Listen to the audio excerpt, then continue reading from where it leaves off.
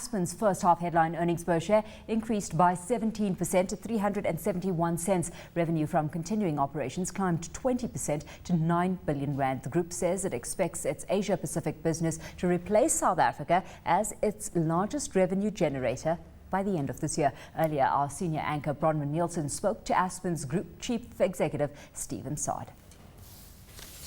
We talk about the negatives in sub-Saharan Africa. We had turnover growth. So our turnover grew by 19%, but our EBITDA was down 10%. And if we look at it, yes, there was problems in Nigeria, but Nigeria actually grew. Kenya, we didn't grow because of the political unrest, but the year before it's Ivory Coast. So I don't look at that as an excuse. I think our strategy is to invest in as many of the countries as possible, and some do better and some do worse. I think probably what the results don't show is at a point, the acquisitive growth in Africa is hard, because to fix facilities in Africa is not easy. And so what we have done is we've invested in representation. So we've taken our representation up to over 600. So what we've said in the second half, it'll improve, but it's a case of when do you start that investment process. So we made the decision to start it now. Now maybe it was too soon, but we think it will yield results. Are you expecting the next 6 months to see those results flowing through from the increased feet on the ground? So yes, it's a quick return. It's people and heads, so it's not like a factory that might take years.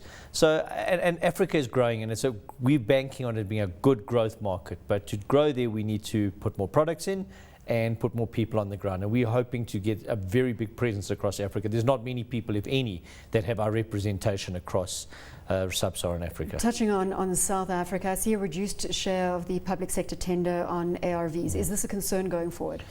So you'll see in this half, our turnover's up and our margins aren't up as much. A lot of it is because there's been a big growth in the ARVs.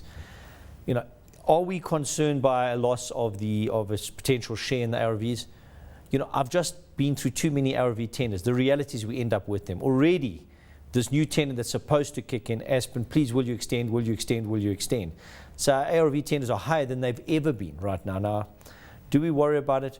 No, it's not a major profit center for us, but it does cause lots of disruption in our factories. Who are you losing out to, though, in the initial tender space? It depends where the tender goes, because we have won the biggest share of the 3-in-1 tenders. So you take one tablet 3 times a day. Now that is where the government's moving towards. How quickly does that transition take place? It's very hard to tell, but we were right in the forefront. Very difficult technology. We're the only company that can make those products in South Africa, that type of technology. But we're losing out in this instance. There's local manufacturers that have come in, importers from India as well.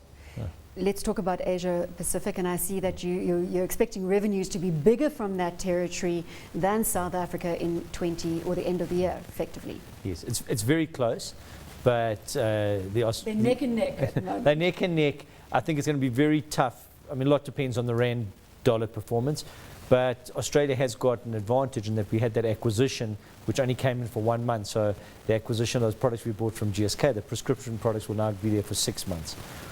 Also in the Asia Pacific region is Asia, which has really grown for us. So Asia is up over 60%. Our Philippines operation has more than doubled. So we've had good growth in those regions. Quite tough, for South Africa to compete against such a busy region. You mentioned your acquisitions from GSK. Are you watching the debt levels very carefully?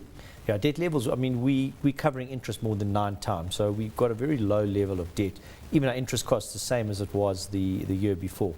So we're very strong in cash. We deliver a lot of cash as a business, and that's always important. And we also look very closely at what the difference is between our acquisitive growth and organic growth. No company can just keep growing acquisitively, and we've got a really strong balance. You'll see in South Africa, good organic growth. Australia, Asia, good. Latin America was up nearly 40%. So Brazil and the rest of Mexico. So our regions are all working. It's one of those sets of results that you can never ever I'm rest. trying to find the downside, and there's no downside. But you can never ever rest, and there's no time for rest. There's no time to celebrate. It's always you're on the treadmill. But most importantly for us, we've got really big plans. Stephen, a little bit about your manufacturing plant. You are under cautionary at the moment, and what is the manufacturing plant in Europe going to do for the group? So what we do when we look at all corporate activity, we say to ourselves, well, listen, how does this help us in a couple of areas? The first thing we look at is a pipeline. Will it give us a differentiated pipeline to help us grow organically into the future across our territories? Yes, it ticks that block. with the products we acquire, will it give us more critical mass so we can move from distribution models to our own models, so we get those success stories like the Philippines through?